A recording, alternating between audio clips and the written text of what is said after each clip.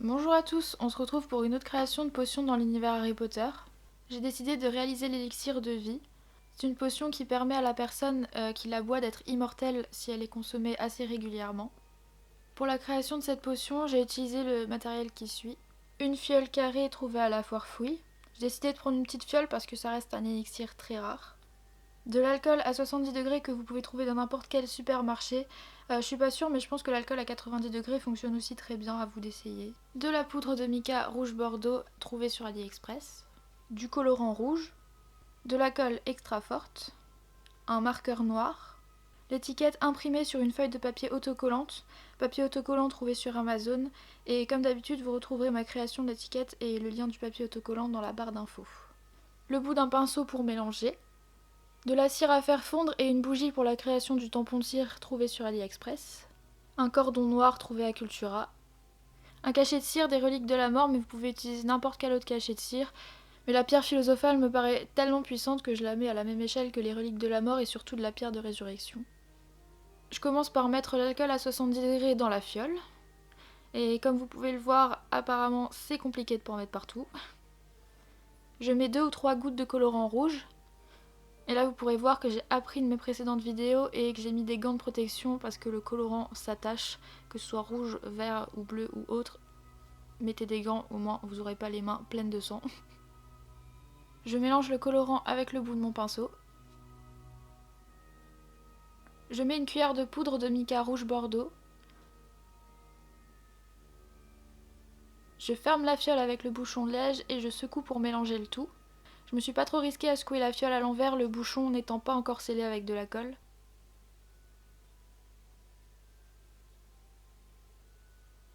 Évidemment, vous avez l'effet tourbillonnant uniquement lorsque vous secouez la potion. Quand vous laissez reposer la potion, en fait, la poudre elle va se déposer au fond. Et c'est pour ça que j'ai décidé de mettre du colorant rouge dans l'alcool à 60 degrés pour pas avoir un liquide transparent quand la poudre elle va retomber au fond de la fiole. Ensuite, j'ajoute de l'alcool pour bien remplir la fiole. Et cette fois-ci, j'en ai pas mis partout, vous remarquerez. J'encolle le bouchon de liège avec la colle extra forte. Je mets une bonne grosse quantité de colle autour du bouchon parce que je veux être sûre que ce soit bien fermé. Ce qui est pratique pour éviter les fuites lorsque vous secouez votre fiole dans tous les sens pour admirer les beaux tourbillons que ça fait.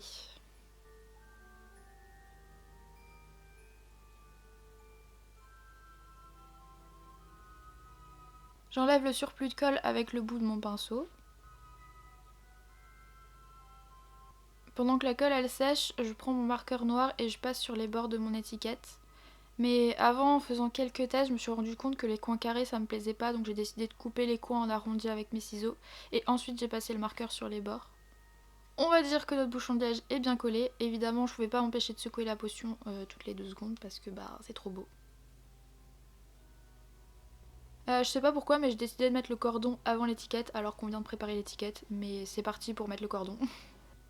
J'utilise la même technique que dans mes 2 vidéos précédentes. C'est une technique que j'ai découverte dans les vidéos de la chaîne YouTube Cooking and Craft Chic, chaîne que je vous mettrai en barre d'infos si vous voulez découvrir ces potions parce qu'elles sont vraiment très belles et ça mérite un petit coup d'œil. Et puisque j'ai toujours pas le coup de main, j'ai un peu galéré à enrouler les cordons. Mais on y arrive.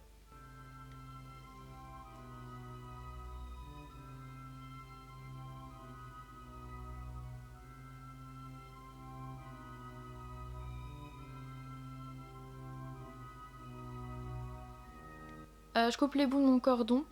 C'est optionnel, mais pour être sûr que votre cordon il bouge pas, vous pouvez brûler les bouts avec un briquet. Par contre, faites attention parce que n'oubliez pas que dans la fiole, vous avez un liquide qui est très inflammable, de l'alcool à 70 ou 90 degrés, ça reste de l'alcool, donc c'est inflammable, ça peut partir en feu. Faites attention.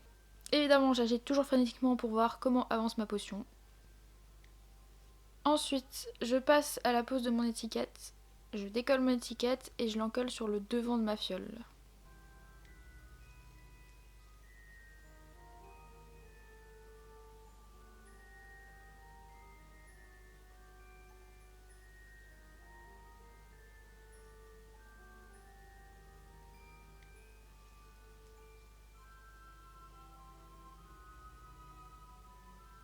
Je prépare mon petit atelier pour faire fondre ma cire. Je mets les billes de cire dans la cuillère et j'allume la bougie.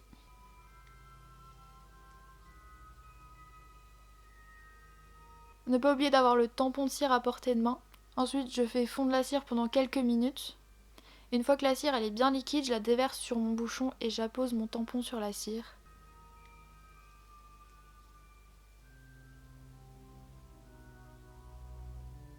Pas besoin d'appuyer, le seul poids du tampon suffit.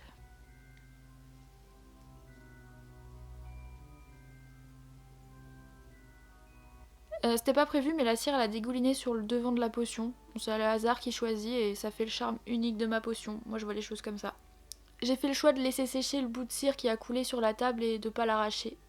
Dites-moi ce que vous en pensez, moi je trouve que c'est assez original. On le voit pas, mais à l'arrière de la potion il y avait des trous et la cire elle s'est pas engouffrée partout, donc j'ai décidé de refaire fondre de la cire et de combler les trous, ce qui permettra aussi de mieux sceller le bouchon et éviter les fuites. Par contre, j'ai hésité à mettre du marqueur noir uniquement sur les bords du logo des reliques de la mort, mais finalement, je l'ai laissé tel quel, la cire, parce que c'était plus joli comme ça. Et voilà, l'élixir de vie est terminé. Je trouvais que c'était une potion assez simple et fun à réaliser. Quand on a le matériel, je sais, je suis désolée pour les personnes qui n'ont pas forcément le matériel, mais on peut faire pas mal de potions, je trouve, avec pas grand chose. Après moi j'ai pris de la poudre de mica, mais vous pouvez, je l'ai pas dit dans les autres vidéos, mais en vrai vous pouvez prendre de la peinture acrylique argentée, euh, vous savez, avec des petites paillettes dedans, et ça fera le même effet dans l'alcool à 70 degrés. Après, si vous avez vraiment envie de faire ce type de potion, en général, comme moi, je suis allée chercher tout le matériel nécessaire. Mais il est possible de faire des petites potions sans grand matériel. Parce que par exemple, les feuilles autocollantes, vous n'êtes pas obligé de les acheter. Vous pouvez utiliser une simple colle, même juste de la colle en stick, ça fait l'affaire. Bon, j'arrête de me disperser. Et sur ces images de fin, je voulais vous parler un peu de la pierre philosophale et de l'élixir de vie, parce que je trouve que c'est des sujets vachement intéressants.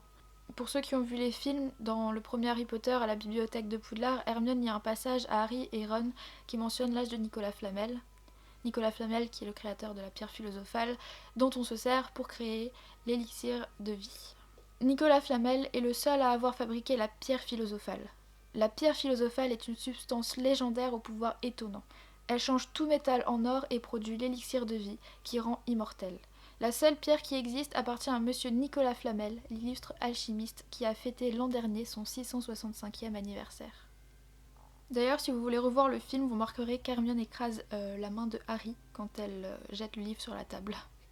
Par contre, la pierre philosophale, elle avait quand même ses limites, parce que si une personne utilisait l'élixir pour vieillir au-delà de sa durée de vie naturelle, elle en serait dépendante et arrêter d'en consommer entraînerait sa mort. A savoir aussi que l'élixir, il prolongeait la durée de vie, mais il n'empêchait pas le corps de vieillir physiquement. J'espère que vous avez compris la nuance en fait, c'est que le corps il continue de vieillir et qu'on devenait dépendant à partir d'un certain âge de l'élixir, parce que si on arrêtait d'en consommer, on mourrait en fait. Par exemple, vers la fin de sa vie, Nicolas Flamel il avait plutôt une allure de cadavre en décomposition qu'un physique de beau jeune homme bien conservé. Donc c'est bien la preuve qu'on continue de vieillir, mais on continue d'avancer dans l'âge quand même. Et je me suis fait une remarque à moi-même par rapport à cet élixir de vie en fait. Il est dit qu'on ne sait pas d'où Dumbledore tient sa longévité, parce qu'on retient quand même que Dumbledore a vécu jusqu'à 115 ans. Et j'ai lu dans Harry Potter Wiki que Albus Dumbledore et Nicolas Flamel étaient de bons amis, et je me demande si Nicolas Flamel il aurait pas donné à Dumbledore un peu d'élixir de vie, parce que déjà on sait que la femme de Nicolas Flamel, Pérennelle, elle a vécu pendant environ 683 ans. Du coup je pense que ça peut être une bonne hypothèse pour expliquer la longévité de Dumbledore quoi. Je sais pas, dites-moi ce que vous en pensez, moi j'aime beaucoup cette idée. Bon, j'ai terminé mon discours sur la pierre philosophale et son élixir de vie. J'espère que les images vous ont plu et que la petite histoire aussi. Pour la prochaine vidéo, n'hésitez pas à me dire ce que vous aimeriez voir comme création de potions Harry Potter ou d'autres, pas forcément Harry Potter. Moi j'ai toujours quelques idées de potions en tête, mais j'attends vos commentaires. Et comme toujours, restez à l'affût pour d'autres réalisations et n'hésitez pas à laisser donc un petit commentaire ou un petit like parce que ça fait plaisir. Et j'espère que vous avez aimé cette vidéo et je vous dis à bientôt.